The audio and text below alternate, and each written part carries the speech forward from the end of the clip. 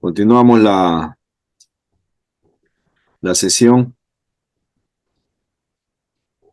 Bien, vamos a ver ahora un tema más para avanzar del libro de los Hechos. Voy a nuevamente hacer uso de la ayuda visual para compartir este tema, ¿ya? Otro de los aspectos del libro de los Hechos que está también presente en la narrativa es los judaizantes, ¿no? Los judaizantes que aparecen cuando el ministerio del apóstol Pablo empieza a hacer, dar frutos, ¿no? Y los gentiles se empiezan a convertir. Entonces, aparece este tema bastante recurrente en el libro de los Hechos, donde Pablo tiene que trabajar mucho el tema, ¿no? Y también es motivo para una discusión eclesial, ¿no? La iglesia, primera vez que se reúne para tratar un asunto, ¿no? Y tomar un acuerdo, es sobre el tema de los judaizantes, ¿no? Y que ocurre en el libro, en el capítulo 15, ¿no? Lo que se conoce como el primer concilio de la iglesia, ¿no? ¿Cuál fue el asunto que describe el libro de los Hechos, ¿no? ¿Cuál fue el primer asunto que describe el libro de los Hechos sobre este tema, ¿no? El asunto daba vueltas en un mismo tema, ¿no? Los judíos cristianos, o sea, judíos que se habían convertido al cristianismo, insistían en obligar a que los gentiles observen la ley, sobre todo la circuncisión, para ser parte de la iglesia, ¿no? Ah, entonces, el tema principal de los judaizantes era la necesidad que tiene el gentil de circuncidarse para ser cristiano, ¿no? Entonces, para ser cristiano, en la mente del judaizante se tenía que hacer dos cosas, ¿no? Creer en Cristo más circuncisión, ¿no? Creer que Cristo es el Mesías más circuncisión, ¿no? Antes de bautizarse, primero hay que circuncidarse, ¿no? O sea, hacerse judío. Primero se vuelve uno judío, luego se bautiza, ¿no? Entonces, ese era el tema que los judaizantes, que venían del pensamiento judío, querían imponer en la iglesia, ¿no? Querían formalizar eso en la iglesia cristiana, ¿no? Sobre todo en el ámbito gentil, ¿no? Porque como nación judía, como judío convertido, ellos no tenían problema en este asunto, ¿no? Porque los judíos se circuncidaban. El tema era con los gentiles, ¿no? Los gentiles se estaban obligando a circuncidar, ¿no? Ese era el tema que se arrastró, ¿no? El mensaje al principio solo era para judíos, ¿no? Como mencionamos ya hace un momento, el mensaje solo era para judíos. Los primeros convertidos fueron judíos, ¿no? El ser testigo de Cristo solo se restringía a los judíos, ¿no? En un primer momento. Ya vimos que había una visión corta para la gran comisión. Se pensaba que solo se debía alcanzar a judíos, ¿no? La fe judía aún estaba en la mente de los discípulos, ¿no? O sea, todo el judaísmo estaba todavía ahí, presente en la mente de los cristianos que habían reconocido a Cristo como Salvador y Señor, ¿no? Entonces, el judaísmo como tal aún estaba influenciando bastante el pensamiento de los cristianos judíos, ¿no? Y eso era lo constante que estaba siempre presente en las discusiones con el apóstol Pablo, principalmente, que estaba difundiendo el evangelio a los gentiles, ¿no?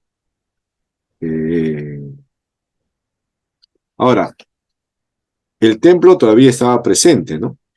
En el ministerio del apóstol Pablo, ¿no? El templo todavía estaba presente, ¿no? Todavía no se había destruido, ¿no? El tema de la circuncisión como parte de la nación judía era una ley, ¿no? Era una promesa, un pacto que se había hecho, ¿no? Todo judío, todo varón que naciera a los 8 días tenía que ser presentado, ¿no? Para su circuncisión, ¿no? Así que era una normativa, ¿no? Ya no era una elección, sino era una normativa para el judío, ¿no? Sí, así se debía hacer, era una ley. Los sacrificios estaban presentes, aún se sacrificaban, las fiestas todavía se celebraban, las sinagogas estaban en todo lugar, y la ley de Moisés todavía estaba siendo vigente, ¿no? En todo su esplendor, ¿no? Con todos los aspectos propios de la ley, ¿no? Entonces, todo eso, ¿no? Aún estaba en la mente del judío convertido, ¿no? Entonces, era una situación bastante difícil para ellos también, ¿no? El poder entender esta nueva era, ¿no? Del cumplimiento de la ley en Cristo. Era un poco difícil entender eso, ¿no? Ah, la salvación alcanza a los gentiles, ¿no? Entonces, ¿cómo se entendió esto, no? Ya vimos nosotros, ¿no? Ah,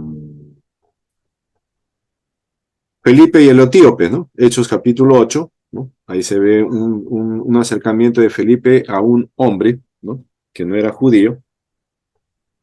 Era un prosélito en realidad, ¿no? Era un prosélito que se convierte al cristianismo, ¿no? Era un hombre que iba a adorar a Jerusalén, pero que en el camino pues tiene este encuentro con Felipe y se convierte, ¿no? A Cristo, ¿no?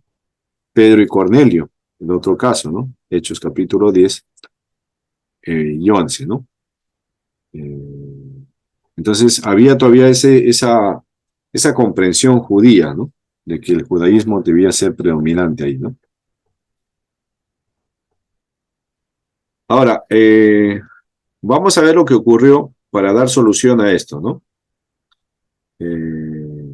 La primera iglesia, en el caso del primer siglo, ¿no?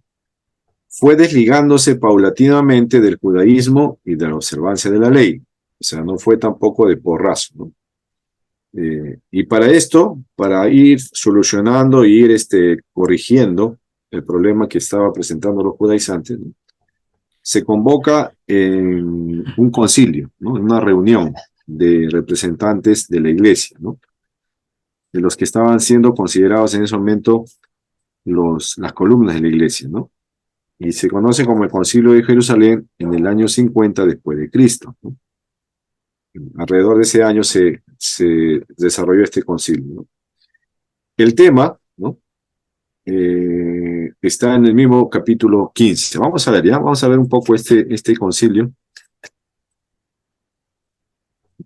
cuál fue el asunto y cómo lo resolvieron, ¿no? Hechos 15 del 1 al 5. A ver, hermana Yesarel, ¿está ahí? Por favor, ¿nos puedes ayudar?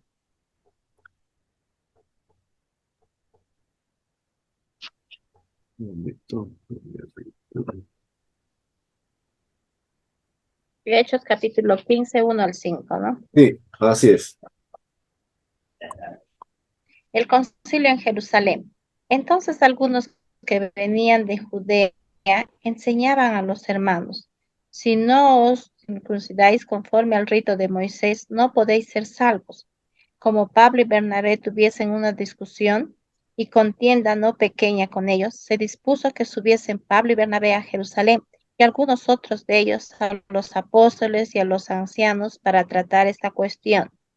Ellos, pues, habiendo sido encaminados por la iglesia, pasaron por Fenicia y Samaria, contando la conversión de los gentiles, y causaban gran gozo a todos los hermanos. Y llegados a Jerusalén, fueron recibidos por la iglesia y los apóstoles y los ancianos, y refirieron todas las cosas que Dios había hecho con ellos. Pero algunos de la secta de los fariseos que habían creído se levantaron diciendo: es necesario circuncidarlos y mandarlos que guardasen la ley de Moisés. ¿Amén? Ya. Entonces, ¿cuál fue el tema, no? ¿Cuál fue el tema ahí, no? La alegría de los apóstoles que vienen después de un viaje, de terminar el primer viaje misionero Pablo y Bernabé, ¿no? vienen con bastante alegría, ¿no? Contentos de que la palabra ha sido recibida en los gentiles, ¿no? Y cómo Dios ha obrado con ellos, ¿no? Vienen contentos a, a dar las noticias, ¿no? Y tienen un enfrentamiento,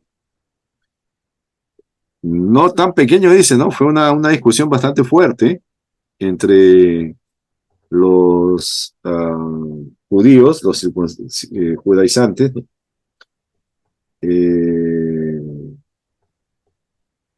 contra ellos, ¿no? Tuvieron una discusión bastante elevada de tono, ¿no? Tanto es así que dispusieron que este tema se tratara con los apóstoles, ¿no? Ahora, los de que mantenían la observancia de la ley, ¿no? Y la circuncisión, ellos decían que, y eran de la secta de los fariseos, ¿no? Los fariseos siempre estaban metiendo sus narices, pues, en todo. Que es necesario que se circunciden, ¿no? Y que guarden la ley de Moisés, ¿no? Esa era su postura, ese era su argumento, ¿no? Por eso estaban discutiendo, ¿no? Los gentiles que han creído necesariamente tienen que circuncidarse y guardar la ley de Moisés, ¿no? Entonces convocan al primer concilio donde hay todo un debate, ¿no?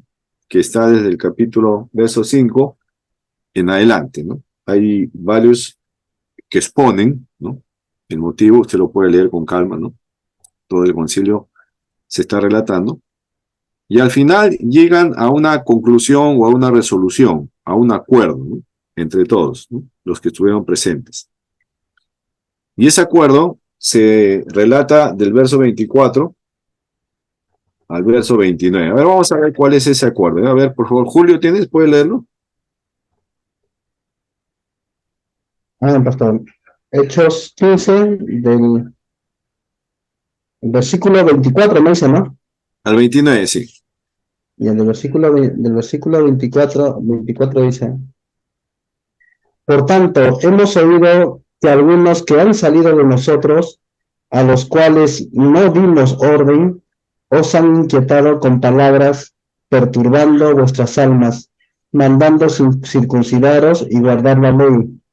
Nos ha parecido bien, habiendo llegado a un acuerdo, elegir varones y enviarlos a vosotros con nuestros amados Bernabé y Pablo, hombres que han expuesto su vida por el nombre de nuestro Señor Jesucristo. Así que enviamos a Judas y a Silas, los cuales también de palabra os harán saber lo mismo, pues ha parecido bien al Espíritu Santo y a nosotros no imponeros ninguna carga más que estas cosas necesarias, que os abstengáis de lo sacrificado a los ídolos, de sangre, de ahogado y de fornicación. Si os guardéis de estas cosas, bien haréis, pasadlo bien. Ya. Entonces, esa fue la resolución, ¿no?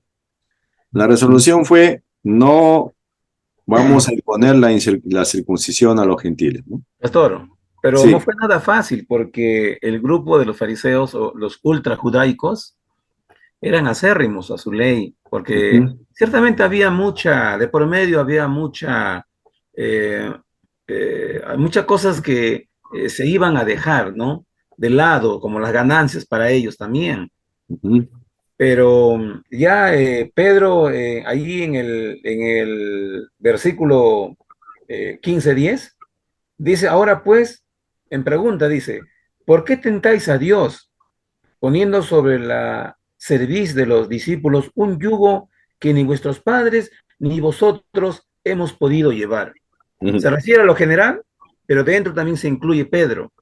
Claro. Porque mira, esto no era nada fácil, porque los fariseos ya habían, tanto como los saduceos, el Señor los había expuesto a toda la población, ¿no? Para que vean, ¿no? Qué vida y qué practicaban.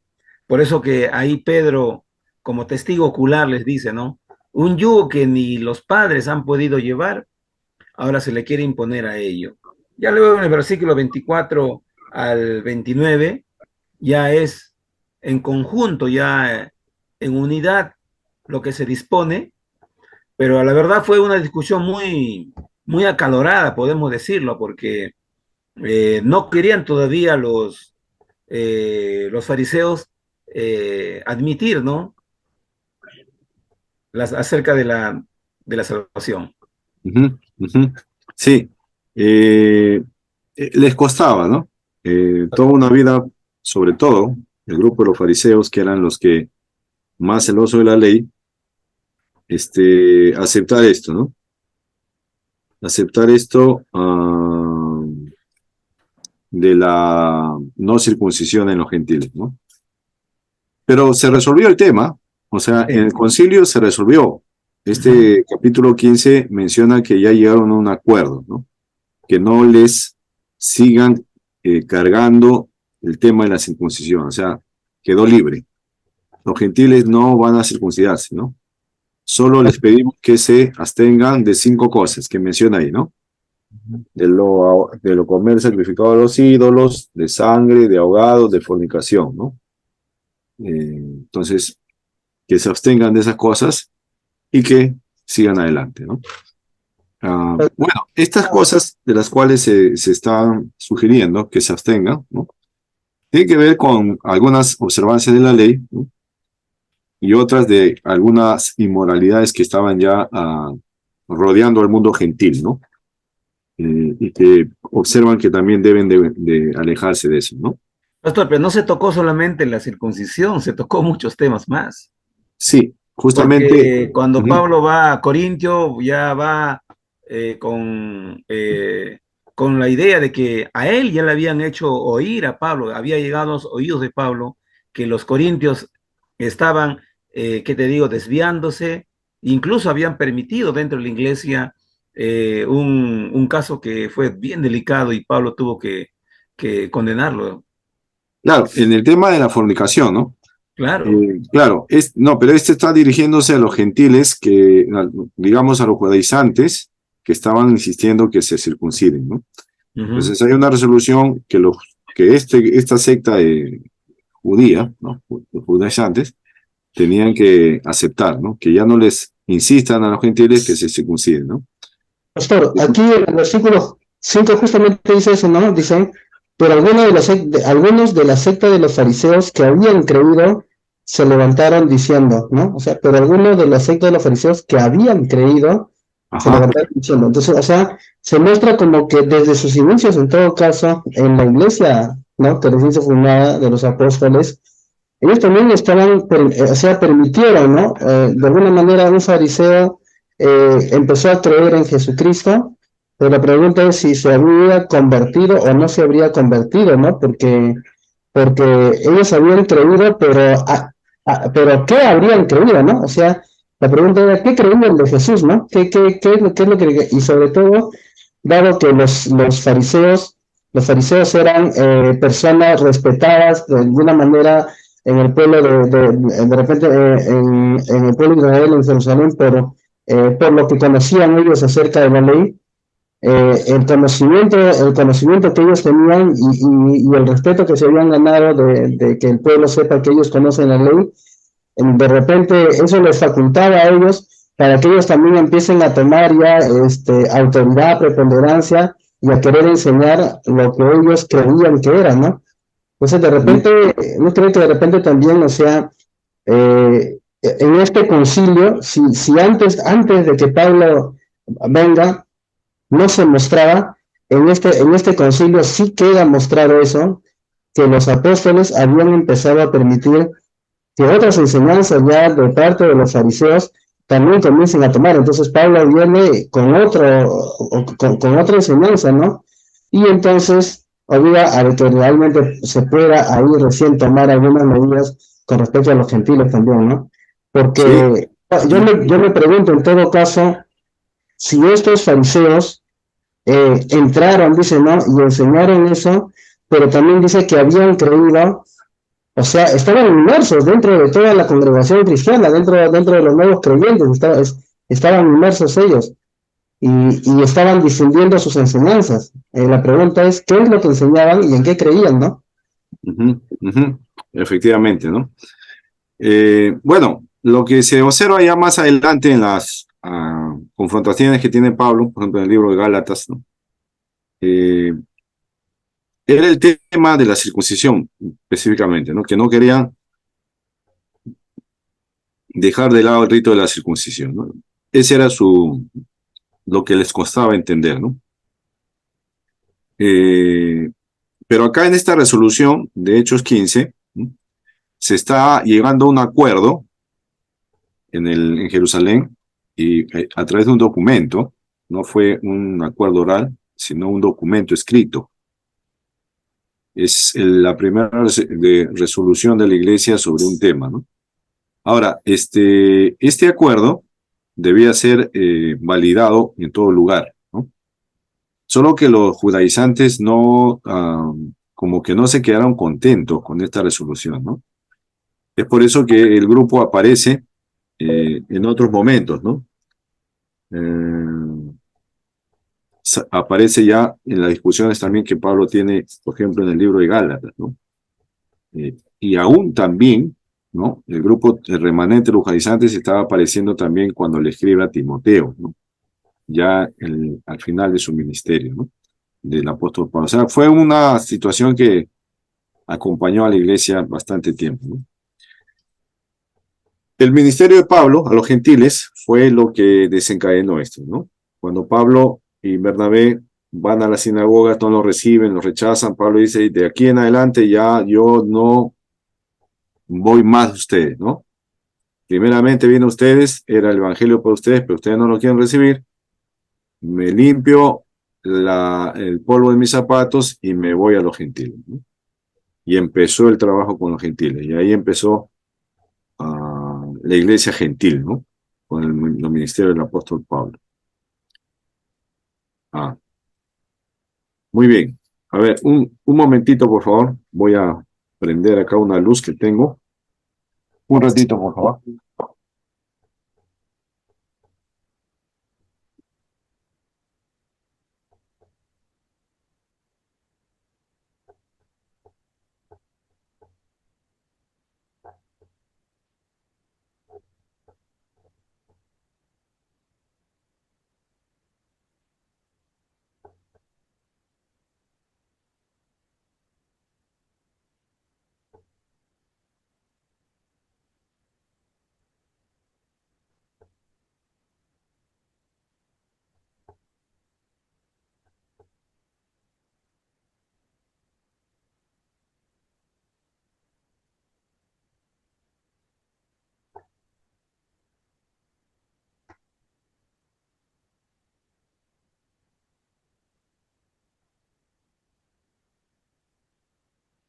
Ya, ahora sí.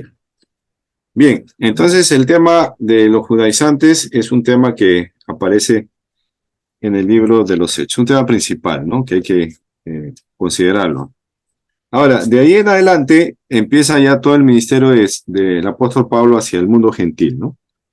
Y como dije, la predicación que el apóstol Pablo usa ya en cuanto a comunicar el evangelio a los gentiles es distinta a la de Pedro, ¿no? A la de Pedro vimos que su mensaje era: ustedes mataron al Mesías, ustedes fueron responsables, ustedes lo entregaron a Poncio Pilato, a los principales sacerdotes, mataron a su Mesías, ¿no? Arrepiéntanse, ¿no? Pablo hace otra predicación, ¿no? Y él hace una predicación considerando las circunstancias propias del mundo gentil que vivía, ¿no? Por ejemplo, en Atenas, capítulo 17 de Hechos, ¿no? Pablo toma la situación que en ese momento se estaba viviendo en Atenas, ¿no? Cuando ve que el pueblo era muy religioso, entre comillas, ¿no? Y que tenía un panteón de dioses, ¿no? Capítulo 17, Pablo en Atenas, verso 16, ¿no? Y dice que a Pablo se enardecía, o sea, estaba bastante fastidiado cómo veía la gente que iba tras esas cosas, ¿no? Y él toma la situación particular de Atenas, ¿no? Y parte de una imagen que había ahí, ¿no? De una inscripción, ¿no? Al Dios no conocido, ¿no? En el panteón que había de dioses, porque los atenienses solo pensaban en oír algo nuevo, ¿no? Eran bastante interesados en eso. Y Pablo toma esa situación cultural, ¿no?, del pueblo de Atenas, y les empieza a hablar de un Dios que ellos no conocían y que Él los va a dar a conocer, ¿no? Y habla pues de la salvación de Cristo, ¿no? Entonces la predicación del apóstol Pablo, ¿no?, iba en contra de la idolatría del mundo gentil. Ahora, la predicación del apóstol Pablo tuvo que chocar, ¿no?, no tanto como en el judaísmo, que chocaba solamente con el tema de la circuncisión, sino su choque ahí fue más fuerte, ¿no? Porque él tuvo que chocar no solamente con la idolatría que había en Éfeso, en Atenas, en Corinto, ¿no?, sino tenía que chocar también con la inmoralidad que había. El mundo gentil era un mundo cargado de inmoralidad, ¿no? Los griegos eran muy inmorales, la homosexualidad era normal en el tiempo del mundo gentil, ¿no? No era escandalosa, ¿no? Era normal. Las orgías, ¿no?, los cultos idolátricos con uso de sexualidad era normal, o sea, era parte de la cultura.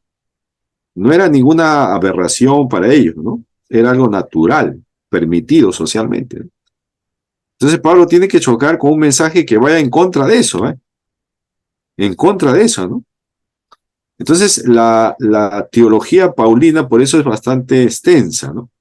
A diferencia de la teología petrina, ¿no? Porque Pablo tiene que tocar distintos asuntos, ¿no?, en su predicación y en su enseñanza, ¿no?, sobre la moralidad, sobre la adoración al único Dios, sobre el cuidado del cuerpo, sobre la sexualidad. O sea, Pablo tiene que chocar bastante con un mundo bastante cargado de paganismo, ¿no? Entonces, sus predicaciones van en ese tono, ¿no? Por eso es que hay más trabajo teológico en el apóstol Pablo, ¿no? Entonces, eso es lo que vamos a encontrar en Hechos, en todo el ministerio, ya casi al final de los capítulos del apóstol Pablo, ¿no? En Éfeso, en Atenas, en Corinto, ¿no?, en Tesalónica, y en todos los demás, ¿no? Ese es el libro de los Hechos. El libro de los Hechos es fascinante, es un libro histórico, ¿ya? Pero cuando uno lo lee, pues, de una óptica para ver, ¿no? Yo les aconsejo algo, hermanos, ¿no? O sea, la Biblia hay que leerla, sobre todo los libros narrativos, ¿no? Hay que leerla con diferentes lentes, ¿no? Le llamamos los evangelios también, ¿no? Por ejemplo, cuando usted lea el libro de los Hechos, lea, por ejemplo, con los lentes para ver cuál es la teología que Pedro y Pablo están usando, ¿no? O sea, cuando usted lee ya predispuesto a buscar eso en la lectura, lo va a encontrar fascinante, ¿no? Otra lectura puede ser leer el libro de los Hechos buscando los argumentos que Pablo usa para defender la fe y los argumentos que Pedro usa para defender la fe. O sea, cada lectura con una predisposición para encontrar algo ahí le va a parecer fascinante, ¿no? Su lectura del libro de los Hechos, ¿no? Y como es narrativa, cautiva, ¿no? Atrapa al lector a seguir leyendo, ¿no? Y el escrito es bastante bueno de Lucas, ¿no? No es cansado, ¿no? Es bastante ameno, bastante, lo tiene conectado, ¿no? Entonces, lea, ¿no? El libro de los Hechos es bastante adecuado para los estudiantes, ¿ya? Bien, hasta ahí dejamos a Hechos. Ya en su tiempo ustedes tomarán un curso específicamente de Hechos, ¿no?, de los apóstoles, para profundizar en detalles, ¿ya?, cada uno de los aspectos, ¿no? Vamos a entrar a las cartas paulinas, ¿ya? Y les voy a dejar un trabajo, ¿ya? En este caso una lectura para ir preparando la clase de la semana que viene, ¿no? Vayan preparándose con la lectura para traer ya un poco de información para la clase, ¿ya? Y usted también ya venga preparado con algo en mente, ¿no? Harrison tiene toda varias páginas dedicadas a las epístolas, ¿no? Y las clasifica bien. Me gusta cómo Harrison las clasifica, ¿no? Entonces, ustedes lean, ¿no?, el tema 16, que son las epístolas de la cautividad de Pablo, que está en la página 303, ¿ya? En la página 313 ahí van a encontrar en Harrison, en el libro que les he dado, ¿no? Les he mandado virtualmente, las epístolas de la cautividad, ¿no? Lean ese apartado, ¿ya? Página 313, ustedes pueden empezar ahí. Capítulo 16 sería en la secuencia de capítulos, ¿no? Capítulo 16 del libro, las epístolas de la cautividad de Pablo, ¿no? Son un grupo de cartas, ¿no? Que se caracterizan porque Pablo las escribió desde la cárcel, ¿no? Entonces vamos a ver cómo se entienden estas cartas paulinas, ¿no? Porque las cartas paulinas, vamos a ver después, que se clasifican en grupos. Esta es una clasificación, ¿no? Las cartas de la cautividad. Lea este capítulo 16. ¿Cuántas hojas son?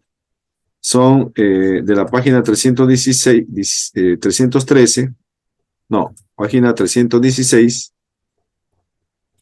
313, perdón, 313, 314, 16, 19, hasta la página, a ver, 320, no es mucho. Estoy revisando hasta cuándo van a leer. 300.